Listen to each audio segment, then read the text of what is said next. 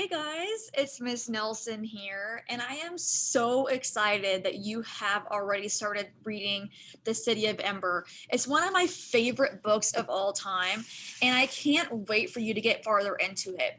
Now, you just read chapter one this of The City of Ember, and I want to talk a little bit about the setting.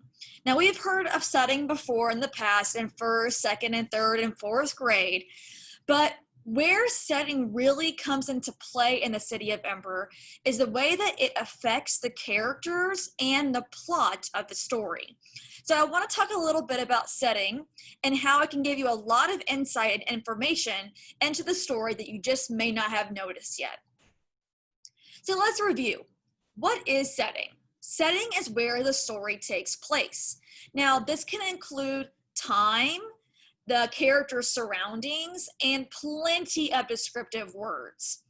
Setting allows you to paint a picture in your mind so that you can imagine where the characters are and how the setting may affect them.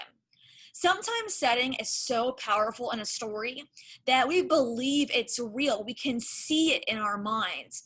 We also see it a lot whenever books are turned into movies, and we're like, wow, I didn't think that it looked that way.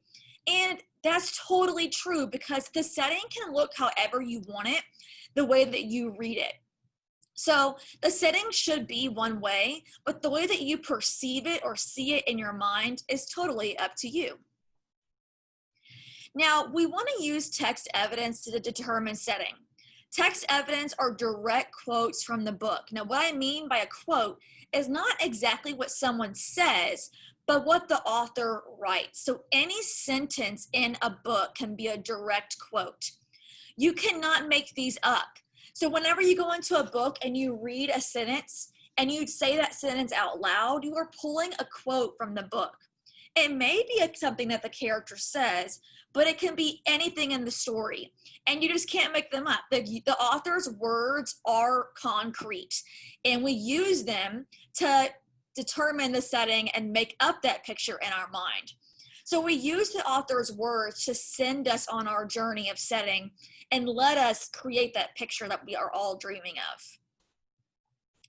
So what I want to do now is read some direct quotes from the book. I pulled these straight out of chapter one, and then discuss what they tell us about the setting of the City of Ember. So the first one is, they must not leave the city for at least 200 years, said the chief builder. What does this tell us about the setting? I'm going to let you think about it for a minute. Now, if you were thinking that it tells us the time, then you were right. We can tell that the book is going to be set into the future. Now, when that future is, we're not exactly sure, but we can just guess that it's probably 200 years from right now, 2020. Or maybe if you were reading this book 2 years ago, 2018.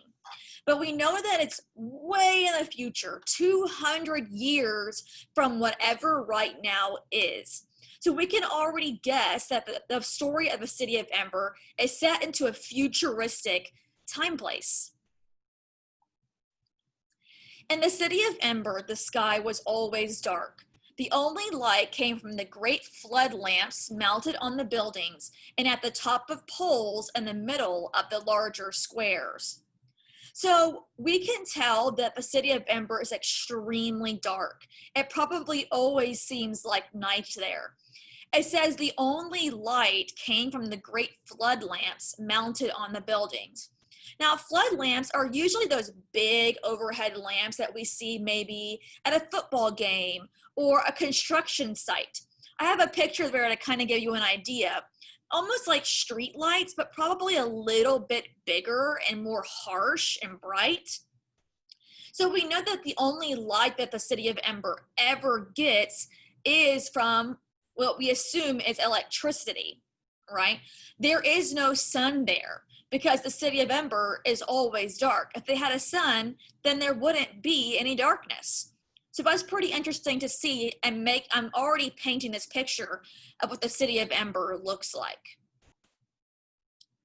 When the lights were on, they cast a yellowish glow over the streets. People walking by threw long shadows that shortened and then stretched out again. So what's already different from the last picture is instead of that dark, bright white light, almost like hospital lights, the lights in the city of Ember are yellowish. So they're like kind of like a glow. They're not very bright and stark like my light here for filming, right? It's probably almost like a light bulb that you probably have in your house, but a little bit more yellow. And there also are shadows everywhere in the city because we know that their lights are coming from up above. In science, we know that shadows come whenever the lights move. So the shadows are always long, which must mean that the lights are really high up and they're casting down on the people of Ember. When the lights were off, as they were between 9 at night and 6 in the morning, the city was so dark that people might as well have been wearing blindfolds. Wow. So we know that the lights are not always on in the city of Ember, which makes sense because at night we always turn the lights off, right? But the lights come off at 9 at night. So it seems like the lights are being controlled from somewhere. And 6 in the morning. So someone turns them back on in the morning. The city was so dark that people might as well have been wearing blindfolds. So we can determine that the city is extremely dark when the lights are off.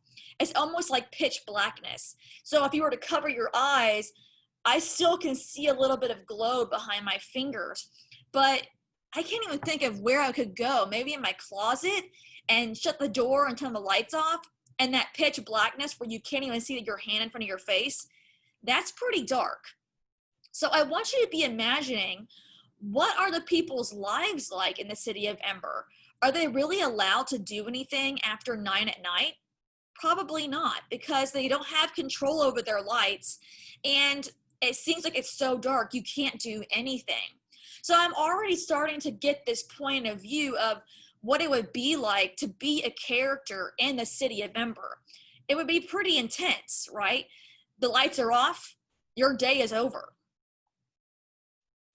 The city of Ember was old, and everything in it, including the power lines, was in need of repair. Wow, so it tells us a lot.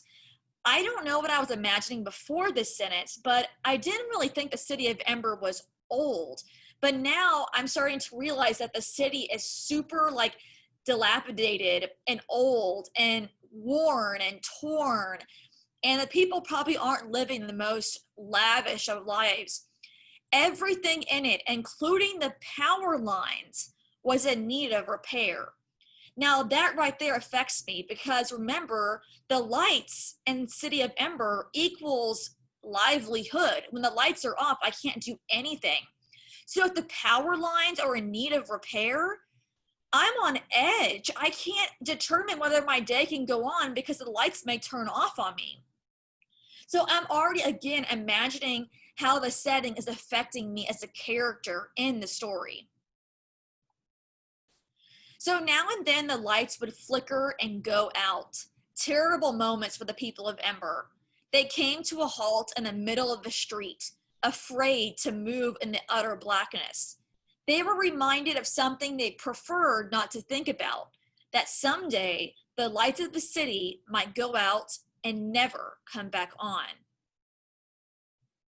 Guys, that is a terrifying thought. Remember that when the lights are off, it's utter blackness. It's over. You can't move.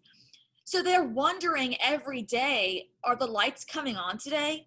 How would that affect you as a person every day of your life? And sometimes the lights would flicker and go out. People would be in their homes, working in their job, and the lights just shut off. And they just have to stand there and hope and pray that the lights will come back on. So no matter what character we meet in the city of Ember, the setting is affecting them, right? They all live in the same place and they all have the same problems and worries. So I'm wondering how that's going to affect my character and the problem and the future of the story. So again, how does a setting impact our characters? What might their lives be like, right? How are they similar to yours and how are they different? So again, when they're living in this old dilapidated city that's, we don't know where, in the future and the lights go off and their lives pretty much stop, how does that affect their lives every single day? Are they really similar to your lives? Is there something in your life that you have to think and hope that comes every day? How are they different? Do you have these kind of worries in your daily life? And does the setting create problems or challenges? Well, I'm going to leave that question up to you. Does the City of Ember setting create a problem for our characters no matter who they are? Is there challenges in their wake?